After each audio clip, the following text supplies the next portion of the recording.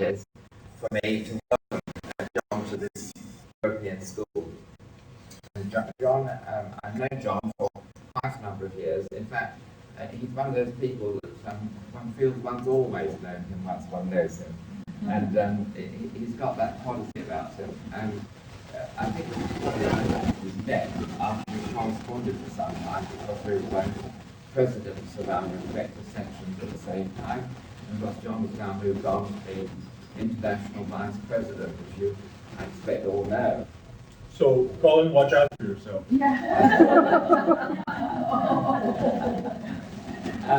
And on top of that, John comes with a huge career in academia, a professor of poetry at the American University, and a whole series of books, publications, and contributions to many sciences of the work of literature.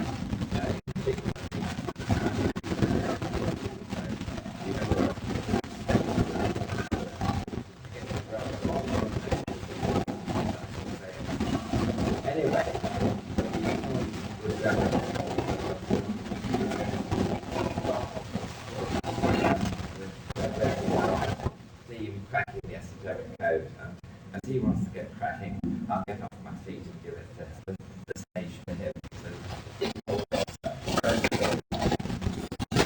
Morning, brothers and sisters. It's a great pleasure to be here with you in the other Athens. Would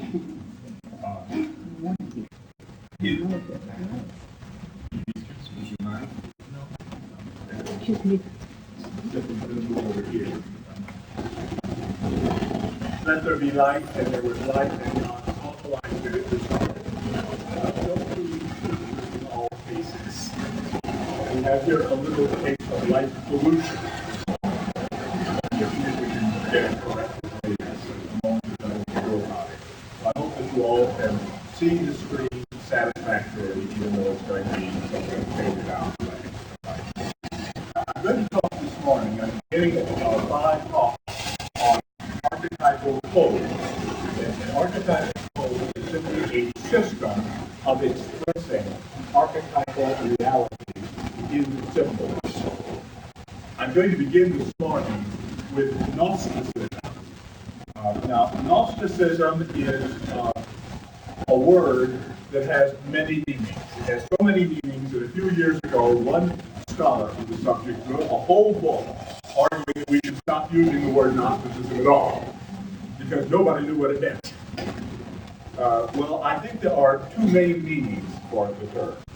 One is that it designates a system of religious and philosophical thinking that flourished in about the 1st and 2nd centuries of the modern era. And that's the kind of Gnosticism I'm going to be talking about mainly today. The other main meaning of Gnosticism is a much broader one, in which it refers to any system of thought which holds that the most important thing in an individual's personal development is to come into the gnosis, the knowledge.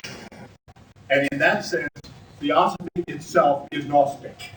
It is a form of Gnosticism in this broader sense. There are lovely synchronicities in life. 2 months ago, in the Adyar Theosophist, there was an article by C.R.N. Swami, who is a former General Secretary of the Theosophical Society in Burma. And he begins his article with a short quotation from Colonel Alcott. And I want to read this short quotation to you because it relates to what we're going to be talking about. Alcott wrote, "Theology meant the revealed will of God. Theosophy, the direct knowledge of God. The one asked us to believe what someone else had heard. The other told us to see and hear for ourselves." That is Gnosticism. The conviction that the only thing in life which matters is to see and hear for ourselves, to come into a direct knowledge of reality, individually. And in that sense, Theosophy is Gnostic. Now, however, this morning we're going to be considering this ancient form of Gnosticism, which is what is usually meant by the term.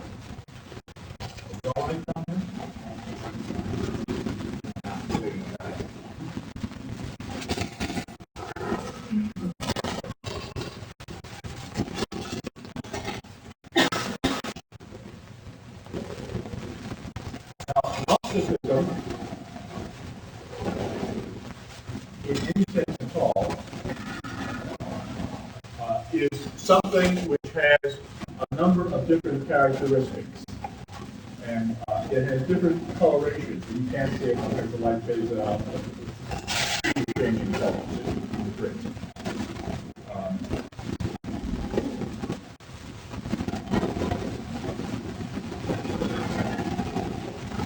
The word gnosis is, of course, a Greek word, very appropriate in talking about it. And the word gnosis in Greek means knowing, recognizing, having acquaintance with. And in particular, as this refers to the concept of Gnosticism, it means knowing ultimate reality, directly by personal experience. Now that word in Greek, in fact, comes from an Indo-European root. Greek was a development of a very ancient language called Indo-European. Latin also came from that same source. Sanskrit came from the same source. English came from the same source. In fact, most of the languages of Europe and of South Asia came from that source. The root of the Indo-European we reconstruct as GNO, know. Now that same root occurred in English words which are directly from that Indo-European root. Our verb to know, K-N-O-W. But also the verb can, means to be able, that is, to know how to. Cunning, the knowledge of how to do something. Ken, a rather old-fashioned word meaning the knowledge of something. And couth, which we have mainly in uncouth, right? Which means unknown, something strange and foreign. But we also have another word for black. We'll cover that same originally. I'm not going to go through all of this during in time, but words like notice and notify, to make known, and a number of other such words. We also have some words which we have borrowed from Greek. And my favorite of those is the word gnomon, G-N-O-M. Who here is familiar with the English word gnomon, G-N-O-M? Oh, good. I have never yet. Oh, do you? G-N-O-M-O-N. No. Yes, we are part of the Sundial. which you have the Freemasons, Gnomon. All right, okay, there is a connection there. Very good. All right. But actually, literally, this word gnomon in English, G-N-O-M-O-N, means this. Are you all familiar with sundials? Yes. And you know they have a little sort of triangular piece on the sundial which casts a shadow, and that tells you what time it is? Gnomon is the name for that little triangular piece on the sundial. Why is it called a gnomon? Because it lets you know what time of day it is. All right, so lots of other, and other words too, like diagnosis, right, which is knowing through symptoms. Prognosis, which is knowing what's ahead, and so on. So we have lots of words with this root in them. Oh dear. Totally unseeable. Yes. All right, let me just tell you what this is. That's a map of the Near East. Take my word for it. Now, why are we talking about Gnosticism at all? Well, there are several reasons. One is that ancient Gnosticism was one of the early and purest expositions of the concept of gnosis. of the importance of direct knowledge to things. So that's significant. And second, ancient Gnosticism was profoundly influential on Western culture. It began about the same time Christianity did, and it influenced Christianity very greatly and was influenced by Christianity. Some of the ancient church fathers thought Gnosticism was just a Christian heresy. That's not the case. It had an independent origin, right? But it was about the same time that Christianity was developing, and they interacted a lot because they were in the same area, the same cultural sphere. And there is a remarkable influence of Gnosticism on Christianity, particularly in the Gospel of St. John and in the epistles of John. But many, many other places, for example, in the Gospel of St. John, Christ is saying, "No man hath seen the Father." Keep that in mind because we'll get to it in a moment. That is a Gnostic statement. All right, but one of the reasons Gnosticism is important is that scholars of religion have said that there are only 4 great world religions. And by this they mean a religion which has extended outside the boundaries of the culture in which it originated, right? And which has been spread by vigorous proselytizing, by propaganda. People going out and trying to convert others to this religion. Only 4 great ones like that in the world. Now, for example, Hinduism is a great religion, but it is not one of the 4. Why? Because it has never really spread outside the cultural area in which it originated. And it is not propagandistic, right? All right. What are the 4 great world religions? Well, the first of them, the oldest, is Buddhism, which began about the 5th or 6th century BC. After it come Christianity and Gnosticism, which developed at about the same time, one in Palestine and the other in Egypt originally. But that's the same cultural sphere. And then one variety of Gnosticism called Manichaeism developed about the 3rd century of the modern era, and it developed in southern Iraq. And it was the form of Gnosticism which became a world religion. Very few people know about Manichaeism anymore, but it spread from the 4th century on, all the way to China, and all the way to Western Europe. Very widely spread religion at the time. It was wherever it was, it became the subject of a repression, and so was killed out. It's the only one of the 4 which no longer exists. And the 4th is, of course, Islam, which developed in Arabia. Now, let's compare Gnosticism through a comparison of Christianity with Hinduism, because there's some interesting similarities here. Both Christianity and Hinduism have 3 approaches to the divine, to God, whatever you may understand by the term God, right? 3 approaches to spiritual reality. The first approach in Hinduism is called the Jnanamarga, the path of knowledge. And this would, well, I won't take time to go into that. But similarly, in Christianity, Gnosticism became that path. Many early Christians were actually both Christians and Gnostics at the same time. And so Gnosticism, the path of knowledge, or direct knowledge. The second path in Hinduism is called the Bhakti Marga, the path of devotion, and Christianity has the path of faith. And faith is the same thing as devotion, because faith is devotion to those persons and institutions which define the faith. And then the third way in Hinduism is the Karma Marga, the path of action, and in Christianity, the path of good works. Now there's a striking difference, however.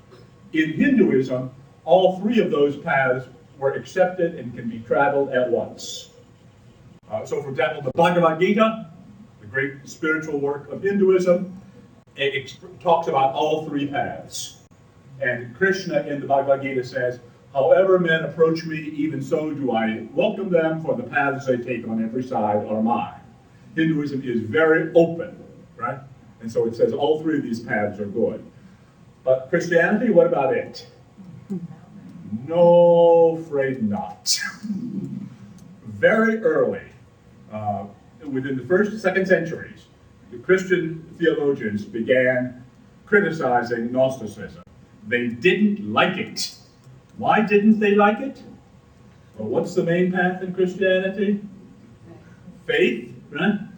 Faith in what? Pray. Faith in the creeds and doctrines and teachings of the church. Right? Now, if Gnosticism is direct personal knowledge of reality, what do you need the church for? Nothing at all. And that did not suit the early church fathers. And so they put down Gnosticism right away. And then the path of good works got emphasized a little bit later in Christianity by a churchman named Pelagius. And the church didn't like it either, because what Pelagius said was, it didn't make any difference what Adam and Eve did. We aren't condemned to hell for what Adam and Eve did. We are judged by what we do, by the actions we take. And what does that mean then? Well, you can lead a good life, and that's all you need to do. How does the church regard that? No, faith must be, i.e. faith in the church, in its teachings and in its teachers. And so there's a striking difference there. Now let's compare, since we started doing this, classical Christianity with classical Gnosticism. By classical Gnosticism, I mean this Gnosticism of the first and second centuries, and shortly after. As we were just saying, the church teaches that the way to salvation is through faith. And Gnosticism teaches that the way to liberation is through gnosis, through a personal experience. Keep that in mind, please. Gnosis does not mean intellectual knowledge. Right? Doesn't mean intellectual knowledge at all. It means experiential knowledge. Right? So that on a very low level, all of you have tasted a lemon at some time in your lives, have you? Bitten into a slice of lemon or drunk some lemon juice? You have gnosis of lemon. Right? On a physical level, right? That's direct personal experience. You may not know anything about the chemistry of lemons. That's irrelevant. That's intellectual knowledge. You have gnosis of lemons. You know what the lemon is. Well, to have that same kind of knowledge of spiritual matters is spiritual gnosis. And that's what gnosis refers to here.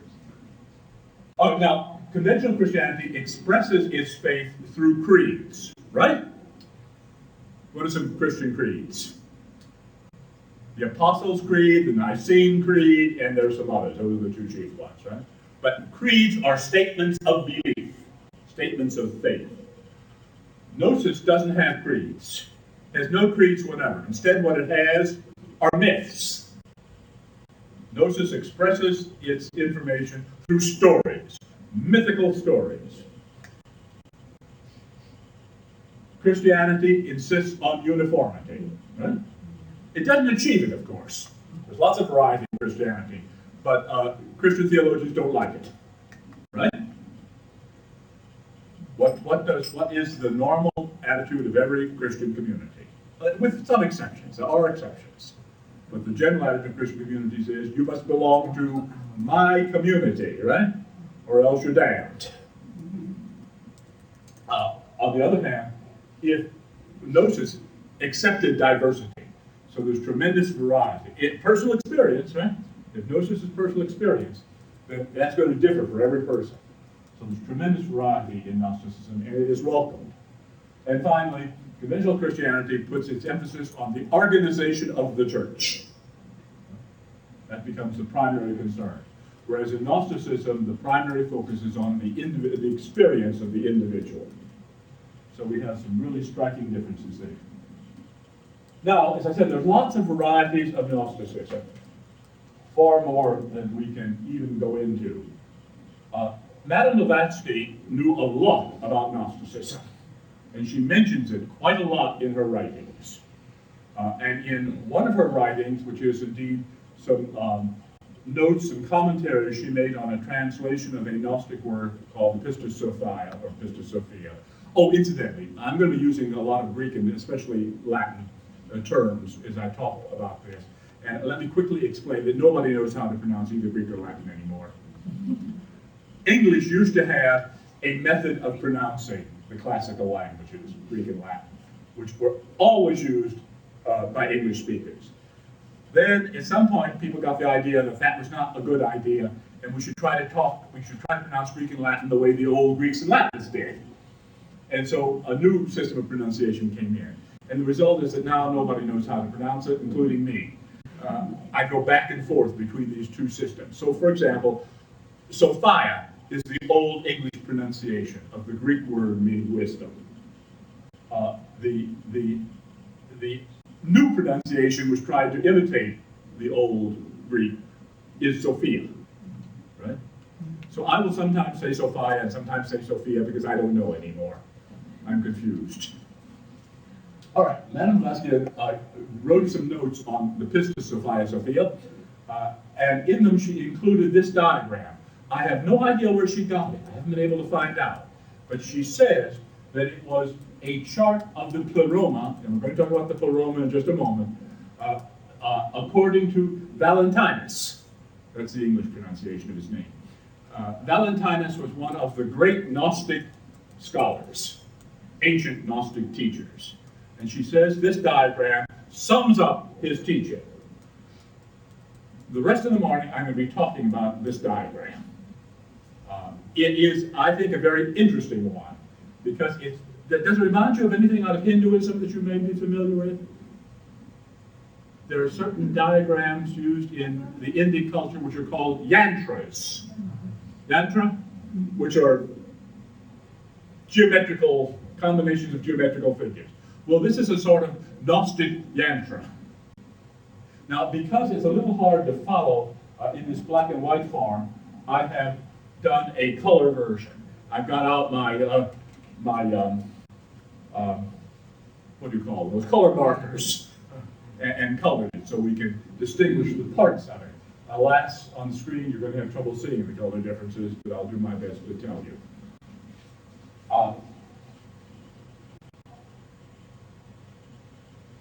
It has two parts. It has this big circle up here, right? And that is what is called the pleroma.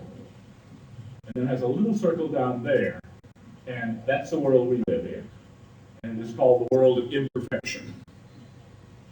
The pleroma is the world of fullness and of perfection. The world we live in is the world of imperfection and of partiality. I've forgotten where I am. Let me look. Oh, yes. Again, now even in my colored version of this, even though you can't see the colors, the background here is completely white. And why is that? Well, it represents the ground of being, out of which the pleroma and our world both come. It is what Madame Blavatsky calls parabrahm, the ultimate reality. And that's just a white screen. And that's the pleroma. And that's the background, the ground, right? The parabrahm. And the Greek name for that is Sige. And now here I'm using our modern imitation of the ancient pronunciation. Sige, and sige in Greek means simply silence. So it is the silence. That was the ancient Gnostic term for this background, for this ground of all being. It's an interesting term for a number of reasons. What book by Madame Blavatsky talks about silence? The voice of the silence. And the silence in the voice of the silence is the sige, right? It's the ground of all being. Right? So Madame Blavatsky, I think, knew that when she wrote The Voice of the Silence. I'm sure she made this connection.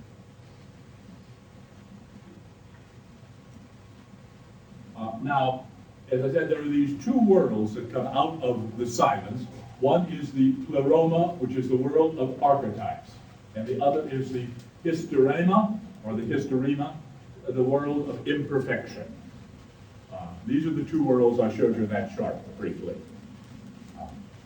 The purpose of life is to get out of the world of imperfection, the hysterema, into the pleroma. And again, alas, you can't see this, but if you've got your program, this same picture happens to be in your program.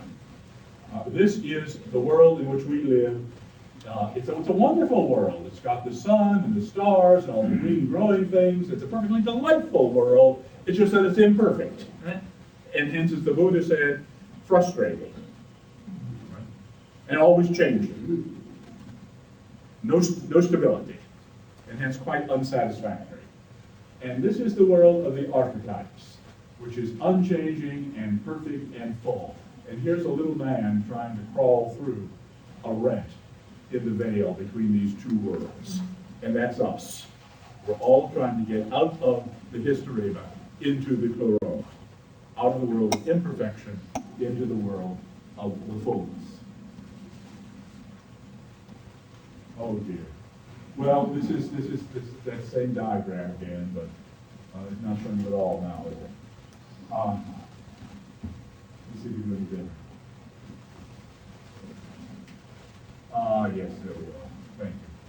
All right, the pleroma, unfortunately, we don't have good connection.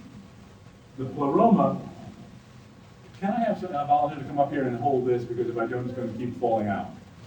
We have a bad connection, I'm afraid. It just needs to be gently pushed in so that it doesn't lose its connection. The pleroma has as its inhabitants beings which in Gnosticism are called the eons. They correspond with the devas, or gods of Hinduism, with the archangels of Christianity, and in Theosophy with the Jan Chohans. They're the great creative forces of the universe. And so this is a kind of picture of one of the archangels representing them. All right, now, back here in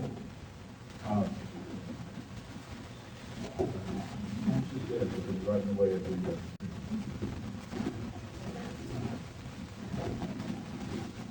why don't you move your chair in a little bit further? So you don't have to keep these on. All right, now here again is the pleroma, and here is the hysterema. You have to push it in the direction. Directly in the back.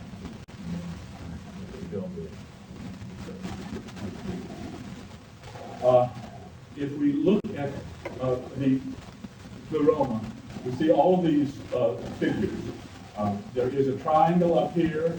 There is a green square right here. There is a five-pointed star right here, and there is a hexagram, an interlaced triangle right there. I'm going to look at these. We'll start with the triangle. Can you make out the triangle? Yeah. The black line. Okay. The triangle's upper point is that red dot, and it is called, traditionally used pronunciation is bythos, which is a Greek word meaning the depth. And that corresponds with the first or unmanifested logos in Theosophical cosmology.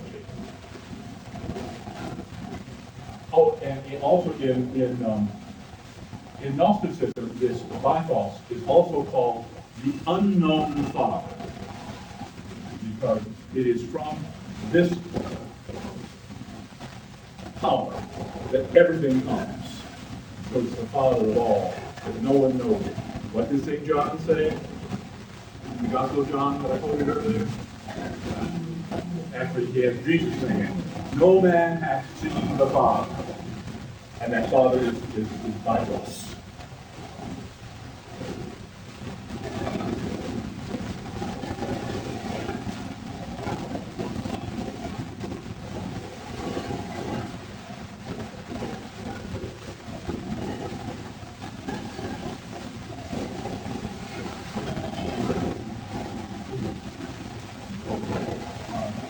From that, bythos comes down, emanates something which is called, again, the English pronunciation is nous. in these mind, and it is the second or manifest logos. And then also from it emanates something else, which in Gnosticism is called Algeo, which means truth, and that's the third or manifesting logos. And these two down here form a syzygy or pair. And all of the eons in the pleroma exist in pairs. There are 15 pairs, hence 30 eons. And notice that they all go together. I'm not going to deal with all of them by any means, but what is mind? Mind is that which knows truth. What is truth? Truth is that which is known by mind. So they connect, and they relate to one another, and they exist only in terms of one. That's our doctrine. This is the triangle we've been talking about, right? There emanates from that triangle a square. That is to say, 4 eons, all which are related to one another. And those 4 eons represent the potentiality of what in Theosophy is called the first output, i.e. of matter. They are not matter, but they are that which makes matter possible. And in ancient physics, it was said that there are 4 qualities, European physics. Indian physics are different. But European 4 qualities. There's hot, and there's cold, there's dry, and there's wet. And everything which exists is combinations of those 4 qualities. So, for example, fire is hot and dry. Water is cold and wet. And so you get the 4 elements. Earth is dry and cold, and air is hot and wet. So that's the basis of the material universe in that square. So let's go back to the diagram, and you can make it out. Perhaps there's that green square. Now the next thing is the pentagram, the 5-pointed star. How many angles are there in a pentagram of 5-pointed star?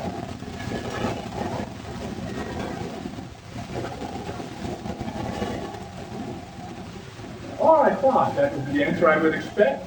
Of course, it's wrong. It's the answer I would expect. There are 5 external angles, right? The points of the star.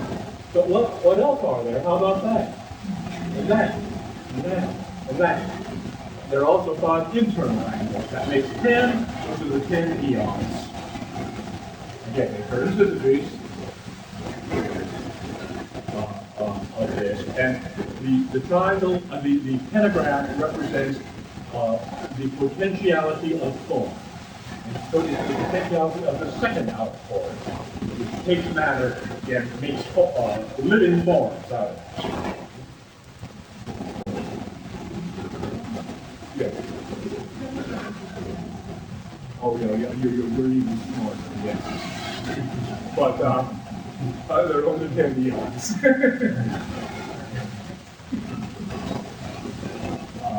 There are only 10 angles on the outside. On the inside, then you find 10 more. Right. All right, so we receive the star there, this pentagram. Now let's look at the hexagram of the inlaid triangle. They represent, as you will know, since it's part of the Theosophical seal, matter and spirit, right? Among other things. And so the hexagram represents the infusion of matter by spirit. Matter existing, represented by the downward forming triangle, and into it, from above, from spirit, the upper forming triangle. That is the essence of the third outpour in Theosophical cosmology, when individualization occurs, when the monad comes in and occupies the forms which have been created by the second.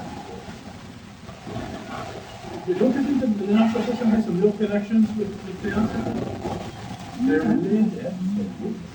all of the archetypal codes are saying, we're talking about the same thing, but in different language. And that's the text of my sermon for the whole week. All right, back to our diagram. Now, I said there were 30 eons in the Pleroma, 15 syzygies or pairs or something. Let's count. We did not count the father, right? Because he's the unknown father. He has no known pairs here with it. But the two that come from him are the first pair, and then the four which make up the square are four more. Well, that's 2 and 4 is 6, right? Keep track of my mathematics. And then in the pentagram, you have how many? 10, so that makes 16, right? My math right so far?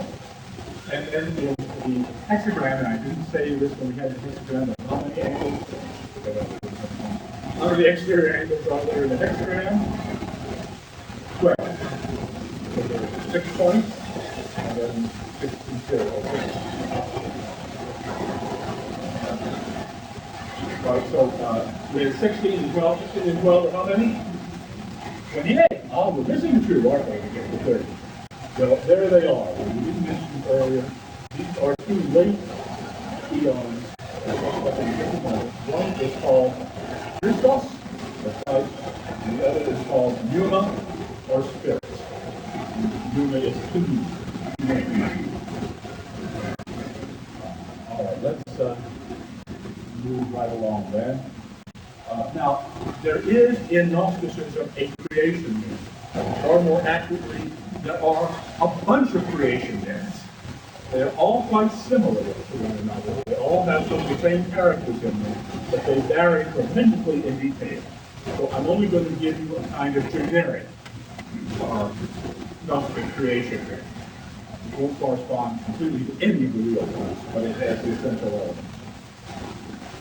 Within the Pleroma, one of the eons was named Sophia, or Sophia, wisdom.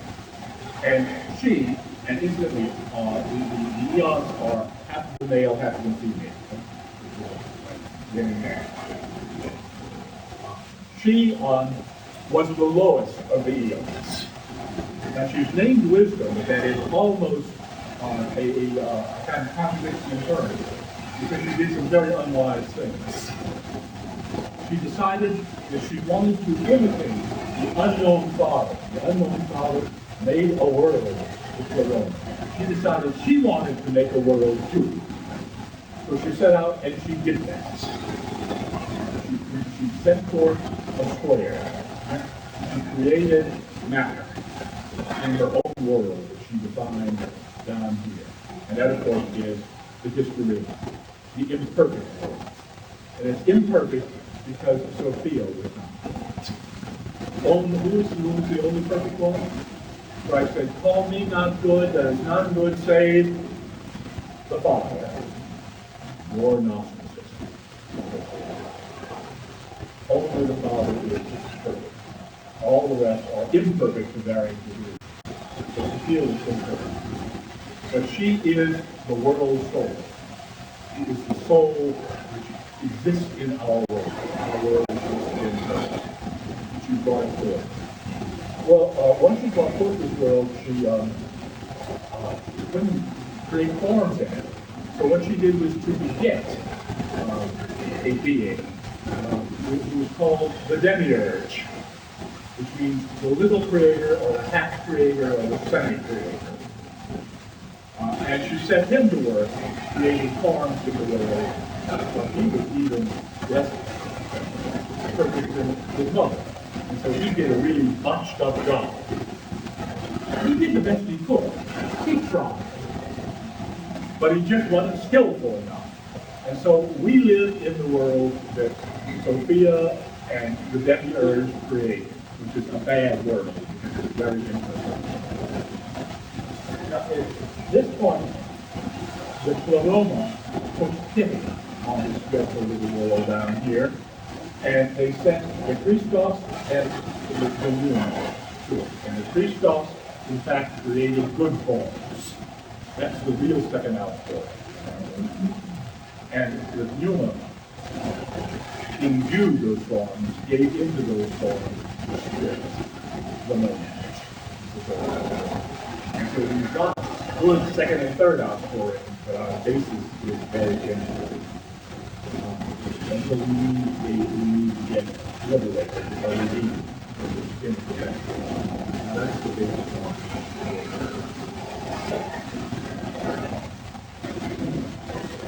of here is an ancient reproduction of an ancient Gnostic gem related to Lebanese gem, which is a precious stone that you can raise on. And this peculiar figure here, who has snakes instead of legs, who has holding a whip, who has the head of a rooster, a cock, and who is holding a shield, that is Abraxas. And Abraxas is one of the names. And we learn a lot about him from that. In Abraxas is written in Greek letters, but not here. And all Greek letters, every Greek letter corresponds to a number, and if you add up the numbers of the name Abraxas, they come to 365. So what's the significance of 365? It's the length of a year. So Abraxas is time and space, limited space, our time and our space. It is the personification of the Lord. It is the God of this world. Now let me pause.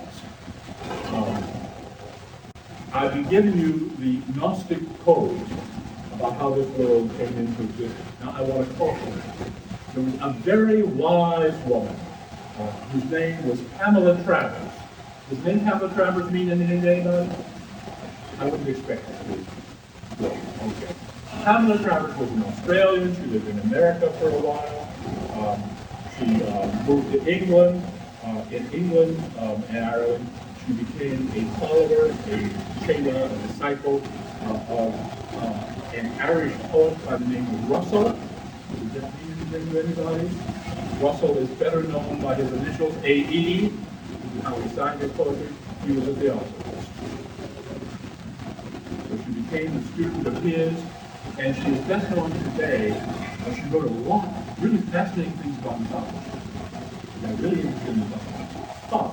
She is best known today as the author of a series of children's books about a nanny called Mary Poppins.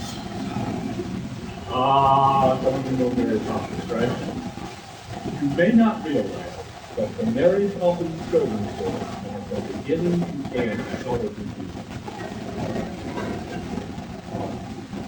I didn't realize this.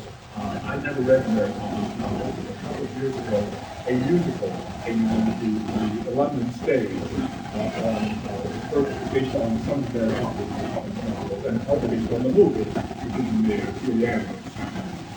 And the review in the London Times of this musical mentioned that Pamela Travers had been a disciple of Russell. Aha! There's going to be something there. So I went out and bought all the Mary Poppins novels and started reading them.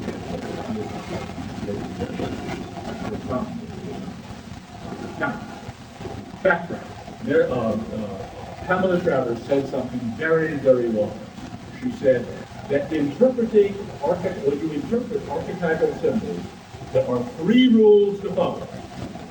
The first rule is don't take them literally. The second rule is don't take them literally. And the third rule is do not take them literally. So watch it when we talk about this Gnostic creation here at Athens. Don't take it literally. Gnosticism is often said to be dualistic, that is, to emphasize polarities. Now, there are many different kinds of polarities. The main kind of Chinese polarity is the yin yang, we mentioned earlier, right? And it is yin good, yang bad? No, they're both necessary. They're different, right? But together, yin and yang make up the Taiji. the supreme ultimate, the symbol of which is that circle, right? If you remember, that has in it half black, half white, and each one has a little circle on the other side. So they're constantly turning your knowledge, and each one is going into the other. You need both. All the Chinese are very well. Another kind of polarity is that which we find in India in the Vedanta, which says that there is the two terms of the polarity, two poles, or sat, which really means what is, what actually is, and Maya, which means what we think is. Neither one is good or bad. They just are. One's real and the other's not. Plato talks about polarity, and he talks about the ideal, the ideas which exist somewhere, and the actuality, which is bad reflection. We all know Plato's myth of the cave, and all people are sitting in a cave, and all they see are shadows on the wall. Now, we'll test the shadows are real, but the shadows aren't. So we have this kind of contrast with Plato, the real and the unreal. And then the Gnostic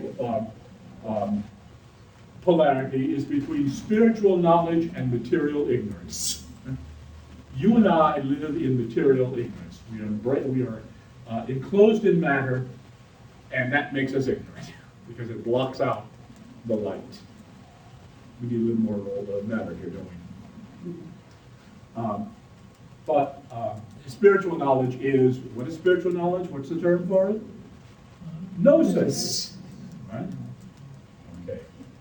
Then there is also a polarity that was developed in Iran, associated with Zoroastrianism. Not all Zoroastrianism, but some varieties of Zoroastrianism, which says that the ultimate poles of the polarity are good versus evil. Right? But please notice that's not the same thing as matter and spirit. In Zoroastrianism, there are good spirits and bad spirits. There's good matter and bad matter. These moral judgments are independent of how they get expressed. Then there was a variety of Gnosticism, sometimes called Iranian Gnosticism, which blended Zoroastrianism and here, and Gnosticism there, and talked about good spirit versus evil matter. But that is not central Gnosticism, which does not make that assumption. I'm moving on rather quickly here because we're near the end of the hour. This is a Gnostic symbol. Does it look familiar in any way? It's out of the Theosophical seal again, isn't it? It's the serpent swallowing its own tail.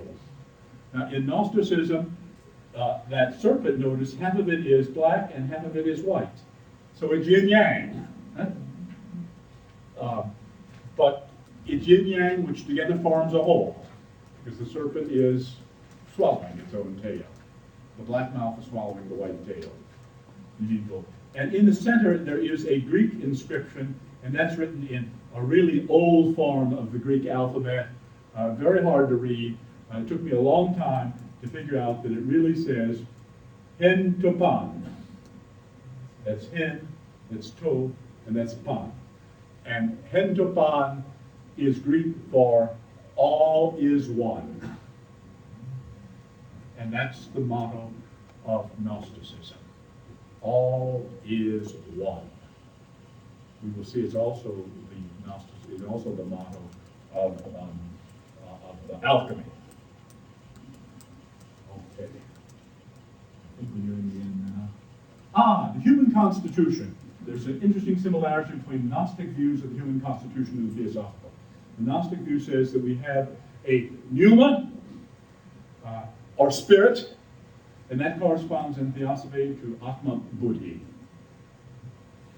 And then Gnosticism says that we have a psyche, as you will see I'm using the English pronunciations, which corresponds with Theosophy, comma, and Manas. And Gnosticism says we have a hyli. A hyli means simply matter, and that corresponds with prana and linga sharira, and indeed sthula sharira, the physical form, or physical being. So, very similar, right, analysis. Gnosticism also says that although we have all three of those, one of these elements will be dominant in each person. So there are Heilig persons, who are persons who only care about material things. They like their dinners. Well, some of us are a little Heilig. Some of us are massively Heilig. There are people in whom the psyche dominates, and they are either feeling people or intellectual people. Doesn't make any difference, right? They're dominated either by feelings or thinking. And then there are pneumatic people who are attracted to the spirit. All right, now this is the Gnostic cross. Very interesting indeed, because this cross has in it 3 letters from top to bottom and 3 letters from left to right. And those letters spell out 2 Greek words. From the top we have the word phos in Greek. And phos means light. We have it in phosphorescent in English, right? Or in photograph. Light, phos. And then the other word across here is zoe. And zoe means life, right? We have it in zoology, study of living forms. Okay. Now what's interesting about this is this Gnostic cross is that life and light cross. They make up a whole. You need both of them. You can't have a cross with only the vertical or only the horizontal. You need both. And please notice what letter is in the center of the cross, participating in both light and life. The letter omega, which is the last letter of the Greek alphabet, and hence omega means the end of things, and both in the sense of the finality and in the sense of purpose. Right? So it's the final purpose of things, and the final purpose of things is the intersection of light and life, of bringing light into life, and bringing light into life is gnosis. We're almost done. Now, in order to do that, we can't do it by ourselves, because we are imperfect beings living in an imperfect world, so we need some help. We need people to help liberate us. So we have liberators who come down from the pleroma. And these liberators are ones we call, in the Theosophical tradition, the masters, the Mahatmas. Okay. And they are spiritual teachers of all varieties. That's a kind of generic spiritual teacher. Or there's someone like Confucius, who I think is one of the great spiritual teachers of humanity, is sadly neglected. But the masters and the hot letters say that he was a 5th round man. Or Krishna and his companion Radha. Syzygy, right? Male, female, yin and yang, go together. Or the great Gnostic teacher Mani. This is a modern, you can't see it, but it's a modern drawing of what Mani might have looked like, who founded Manichaeism. Now the thing about these Gnostic liberators is that they're quite different from the Christian concept of a savior. Right? The Christian concept is, what is our relationship to Christ? I want Orthodox Christian answer, please. What is our relationship to Christ? We must have faith in him, or more accurately, we must have faith in what the church teaches about him, and that's the only way to be saved, right? We can't do it ourselves, only Christ can save us, right? His death on the cross saved all humanity, right? Which otherwise would have been eternally damned. Am I accurately representing Christian theology? Yes. Yes, I am. All right. Quite different Gnostic view. The Gnostic view says it requires a personal apprehension of reality, gnosis, right? Each of us has to do that. What good then are these people, these liberators? They show us how to do it. The liberators liberate themselves. They don't liberate us. They liberate themselves. But by doing so, they show us how to liberate ourselves. Right? I can but point the way. That's what the liberators do. They point the way by how they live. That's what the Buddha did. That's what Christ did, too.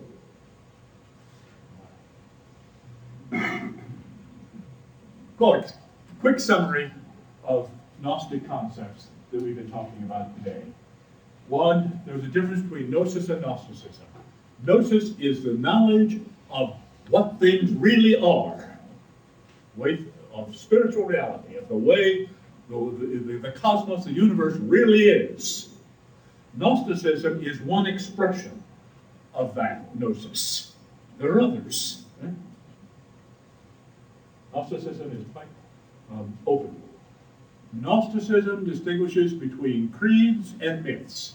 Creeds are supposedly literal statements, which you are supposed to have faith in, believe. Myths are stories, which appeal to the imagination and let you discover their meaning. There is no, I can tell you a myth, but I cannot tell you the meaning of the myth. I can only tell you what I see in the myth. And what you see in the myth may be the same or it may be different. Myths are open to individual interpretation.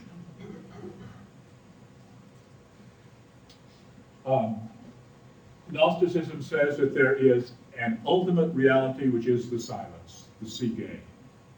Now I'm pronouncing it in ancient fashion, which consists of a perfect world, a full world, the pleroma, and of a partial, imperfect world, the hysterema, in which we live. Gnosticism says that in that full world there is an unknown Father, the first Logos, who is the cause of everything which exists in it, and all of the eons are conscious intelligence, creative powers, which exist in that world, and we call Dian Chomans in the Theosophical tradition. Gnosticism says that there is a world soul, the source of the world, who is Sophia. And that Sophia works through a demiurge, and the demiurge is, in effect, the agent of one of the great Dian Chohans, who is the creative agent in our world. And please note, the demiurge is not a bad guy. He tries. He means well. It's just that he doesn't quite make it. There are three aspects of human nature: the pneumatic, the psychic, and the hylic. And those one or the other of those tend to dominate in every person. And finally, we are helped to get out of the hysterema, out of this imperfect world, into the pleroma, the full perfect world, by a liberated liberator. Those great teachers, the masters, who have liberated themselves from the limitations of the hysterema, the imperfect world, and in doing so have provided us with a model that we can follow. And I'm 4 minutes over time, but we began 4 minutes late. And thank you all, and that's what I've got to say about Gnosticism.